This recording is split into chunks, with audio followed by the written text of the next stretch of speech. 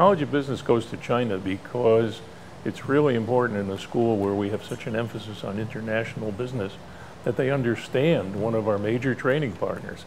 And by going to China and the kinds of things that we do, that we visit, like each year we visit banks and we visit factories, we visited the Subway sandwich shops, we visit Walmart, we visited the Shanghai Volkswagen factory, and we visit some politicians, we went to CNN News. So it gives the students a very broad understanding of what it is like to do business in China. It gives them an opportunity to speak to people and to ask them, what is it like in China? The thing I will never forget was the culture shock I had the first day I flew into Hong Kong. I went out with a former student at Lynn who actually lives over there, and just, you know, absorbing the Chinese culture, talking to people, what they think about Americans is very eye-opening. What I learned about business in China was basically the differences versus the capitalist society we have here and the communist nature of doing business over there. I wouldn't say it's harder to get into the economy or to get a business over there, but you always need a middleman. The government's going to oversee your entire project, your whole business, and basically you could call it a barrier to entry. China has a dual system. Macau and Hong Kong operate separately than China does. Hong Kong is very modernized. It has corporations that come in there that, rather than in China, they have ones that the government controls. It's very communist. The government controls every aspect of a business in China.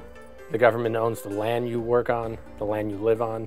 People don't really own anything in communist China. They just, for all intents and purposes, rent from the government.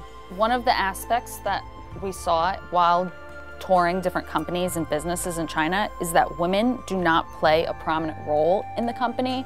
They're mostly male dominated, either by the father owning the business and his sons working for him, but women do not play a role like they do in the United States, having, you know, vice presidents or CEOs. Women are not there. Our trip offers the opportunity to meet executives that have been in the US and have moved down to China. And they've been there for years, so they have the culture and the business methods very well. Most of them are connections through our school, through our student body, their parents, their uncles, their friends. And we go visit them and we go into their businesses and we get full open doors into their businesses, which is very rare because obviously they're private businesses. So we get to see something most people don't. Many of our students do end up going back to China and do get jobs with these companies. They exchange cards while we're there, and they have done partnerships. Not only was it fun to visit all the companies and tour the factories, but you also get to do some of the touristy things, like climbing the Great Wall of China was amazing. Great experience. One thing I'll never forget, I ate beef tongue. I've never had beef tongue before, but as I told Dr. Lopez before I went on this trip, I'm planning on eating everything possible on this trip, no matter what. And that beef tongue was actually very, very, very good. When we take these trips, we hope for our students to understand that the rest of the world is not like the United States.